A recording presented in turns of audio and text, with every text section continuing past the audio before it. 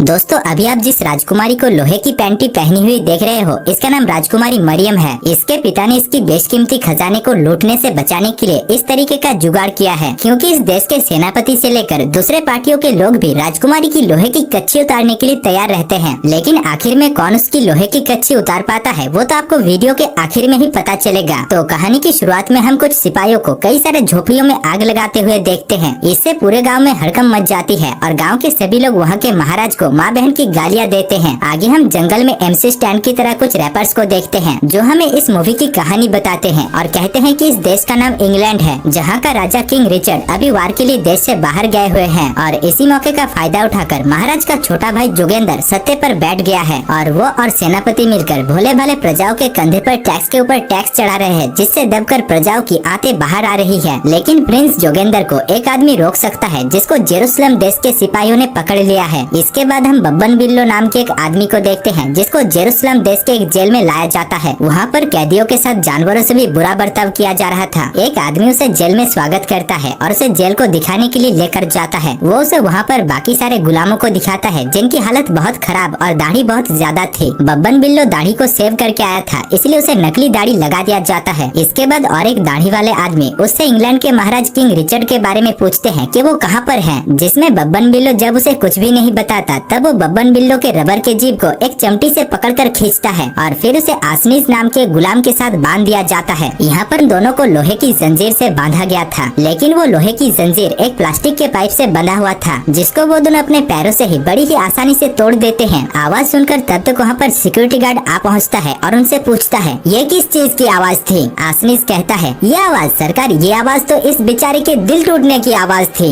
इधर ये बात सुनकर बब्बन बिल्लो भी उस गार्ड के सामने अपनी आंखें भर आने की ढोंग दिखाता है। आगे गार्ड के वहाँ से जाते ही वो दोनों भी सारे गुलामों को लेकर वहाँ से रफू चक्कर हो जाते हैं। अब क्योंकि आसनीज की मदद से ही बब्बन बिल्लो उस जेल से आजाद हो सका था, इसलिए वो उससे कहता है, दोस्त अगर तुम्हें कभी भी किसी भी चीज की जरूरत हो तो तुम मुझे बेझिझक होकर याद कर लेना। मैं आंखें मूंद कर तुम्हारा पिछवाड़ा धोने के लिए भी तैयार रहूंगा। ये बात सुनते ही आसनीज की आंखें भर आती है और वो उसे अपने नालायक बेटे अच्छू के बारे में बताता है, जो कई सालों पहले इंग्लैंड गया था पर अब तक वो वापस नहीं आया। साथ ही साथ वो उसे अपने नालायक बेटे अच्छू की एक टट्टी जैसी फोटो भी दिखाता है और वो दोनों अपने अपने रास्ते निकल जाते हैं। आगे वो एक जंगल में कुछ सिपाहियों को एक लड़के को घुसंड पिलाते हुए देखता है। पास आने पर उसे पता चलता है कि वो पिटता हुआ लड़का और कोई नहीं बल्कि आसनीज का नालायक बेटा अच्छू है। बब्बन बिल्लो अच्छू को बचाने के लिए उन सिपाहियों के साथ अकेला ही लड़ पड़ता है और उन्हें दूध में पड़ी हुई मक्खी की तरह उठाकर फेंकता है। इसी बीच हम अच्छू के पैर में कैंपस कंपनी के जूते देखते हैं। अरे भाई साहब, इस जमाने में कैंपस के जूते भी मिलते थे। खैर आगे बब्बन बिल्लो अच्छू को लेकर घोड़े के ऊपर बोझ बनकर अपने घर पहुंचता है, जिसको बैंक के लोग उठाकर लेकर जा रहे थे। दरअसल उसने कई महीनों से अपना घर का लोन नहीं चुकाया था, इसलिए बैंक वाले उसका घर लेकर जा रहे थे। अब घर तो वहाँ से चला जाता है, लेकिन घर के अंदर मौजूद उसका अंधा नौकर, जो कि बाथरूम में लैट्रिन कर रहा था, उसे इसके बारे में भनक तक नहीं लगती। बब्बन बिल्लो जब अपने नौकर को हकते हुए देखता है, तब उसके पास जाकर वो उसे पुकारता है, जिससे वो नौकर भी अपना पिछवाड़ा बिना धोए ही पैंट पहन लेता है। बब्बन बिल्लो से पूछता है, सर्वेंट बताओ मेरे पिताजी कहाँ पर हैं? सर्वेंट कहता है, आपके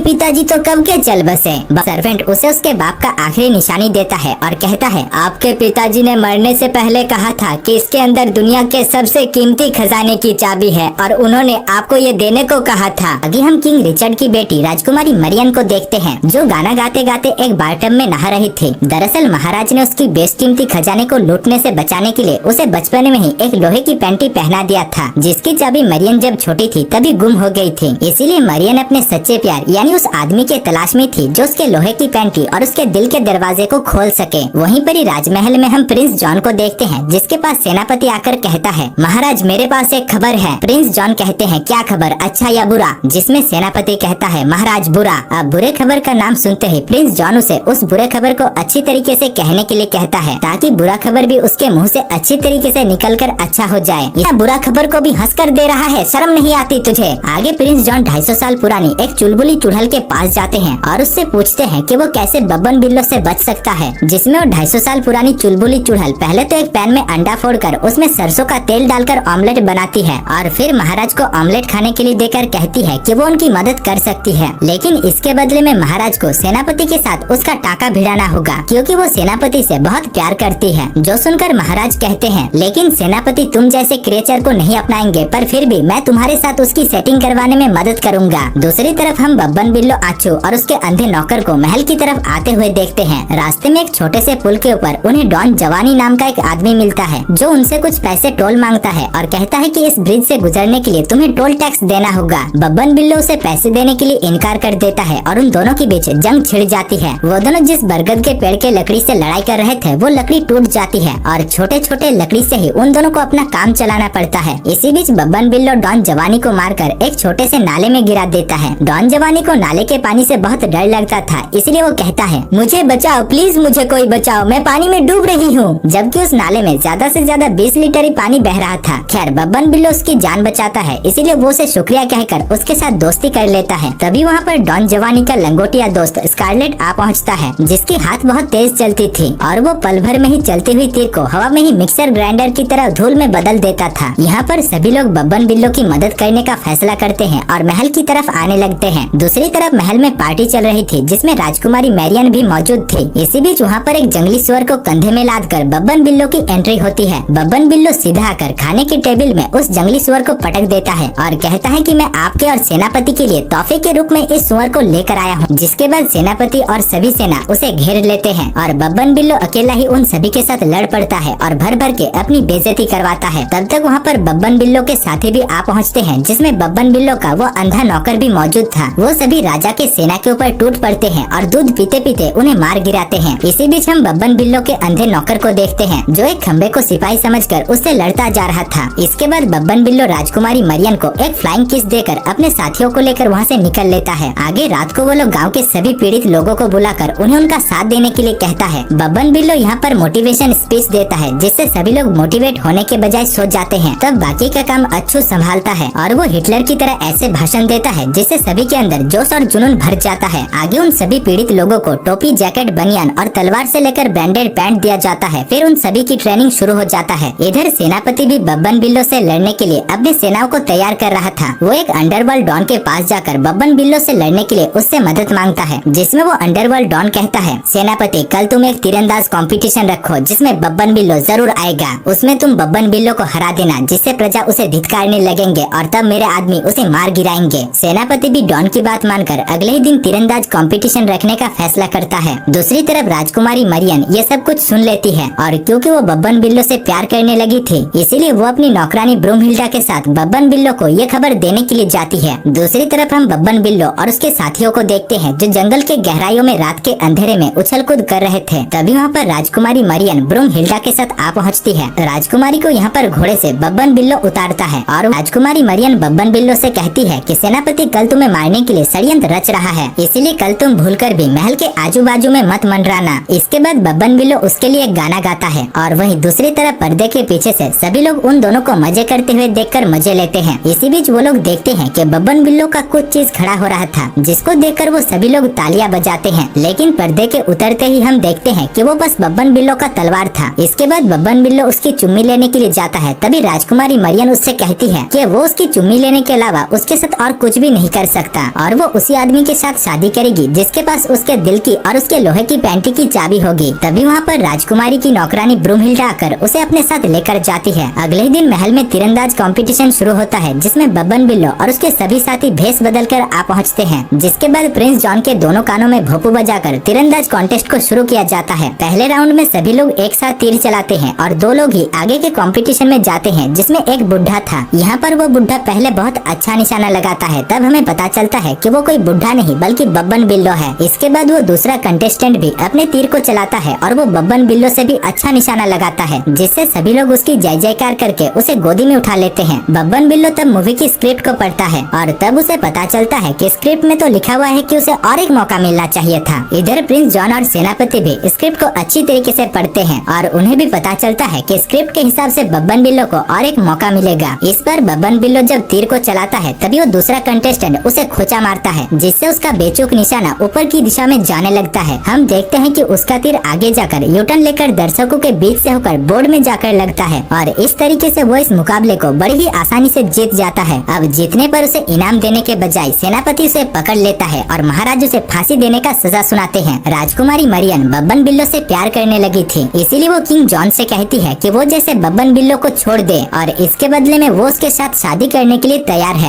अगले दिन उन दोनों की शादी का दिन आ जाता है, जहाँ पर मंडप में बब्बन बिल्लो के गले में रस्सी डालकर रखा गया था ताकि राजकुमारी मरियम अपने बात से मुकर ना सके। वहाँ पर जो पादरी उन दोनों की शादी करवा रहा था वो उन बाकी के मंत्रों को उच्चारण करते, तभी वहाँ पर आचू और उसके साथी आकर बब्बन बिल्लो को आजाद कर देता है। इसके बाद वहाँ पर दोनों पार्टियों के बीच में जंग छिड़ जाती है और बब्बन बिल्लो और उसके साथी मिलकर सारे सिपाहियों को मारने लगते हैं। इधर सेनापति राजकुमारी की वर्जिनिटी को तोड़ने के लिए उसे अपने साथ लेकर जाता है और उसके साथ जोर जबरदस्ती करने लगता है। वो उसके कपड़े फाड़कर उसकी पैंटी उतारने के लिए जा ही रहा था कि तभी वो देखता है कि राजकुमारी तो लोहे की पैंटी पहनी हुई थी, इसीलिए वो एक ड्रिल मशीन लाकर उसकी पैंटी को तोड़ने लगता है। तब तक वहाँ पर बब्बन बिल्लो आकर सेनापति के साथ लड़ पड़ता है और उसे बहुत ही आसानी से हराने लगता है। इसी बीच सेनापति उसके गले से उस चेन को तोड़ देता है जो कि बब्बन बिल्लो के बाप का विरासत था। वो लॉकेट दीवार से टकराकर टूट जाता है और उसके अंदर से एक चाबी निकलती है जो सीधा जाकर राजकुमारी मरियम के लोहे के पैंटी में जाकर घुस जाता है। इससे हमें पता चलता है कि बब्बन बिल्लो के पिता ने बब्बन बिल्लो के लिए ये बेशकीमती खजाना छोड़ कर गया था। इधर सेनापति के साथ बब्बन बिल्लो की लड़ाई जारी थी और बब्बन बिल्लो उसे एक जोर का घुसन पिलाता है और फिर उसे जान से मार डालता है। तब तक वहाँ पर वो 250 साल पुरानी चुलबुली चुड़ैल भी आ पहुँचती है और सेनापति को मरते हुए देखकर उसकी आंखें भर आती है। उसके पास एक मैजिकल टैबलेट थी जिससे वो सेनापति को बचा सकती थी, इसीलिए वो सेनापति के साथ एक सौदा करती है कि अगर सेनापति उसके साथ शादी करेगा तब वो उसे वो टैबलेट देगी। सेनापति के पास कोई दूसरा रास्ता नहीं था और उसकी एक्सपायरी डेट बहुत नजदीक आ रही थी, इसीलिए वो उस चुलबुली चुड़ैल को हाँ कहता है और फिर टैबलेट को खाते ही वो बिल्कुल ठीक हो जाता है। इसके बाद चुलबुली चुड़ैल उसे घसीटकर उसके साथ शादी करने के लिए उसे अपने साथ लेकर जाती है और इधर बब्बन बिल्लो राजकुमारी मरियम को बिस्तर पर लेटाकर उसकी लोहे की पैंटी उतारने के लिए जाता है। तभी वहाँ पर राजकुमारी की नौकरानी ब्रूमहिल्डा आकर राजकुमारी को ये करने से मना करती है, जिसके बाद हम देखते हैं कि बब्बन बिल्लो राजकुमारी को लेकर एक पादरी के पास जाता है और उससे शादी करने लगता है। तब तक वहाँ पर किंग रिचर्ड भी युद्ध से वापस आ जाते हैं और वो उन दोनों की शादी से पूरी तरीके से सहमत हो जाते हैं। यहाँ पर बब्बन बिल्लो की बहादुरी को सुनकर वो उसे नया सेनापति बना देते हैं, जिसके बाद बब्बन बिल्लो राजकुमारी मरियम के साथ शादी करके खुशी खुशी हनीमून मनाने के लिए निकल जाते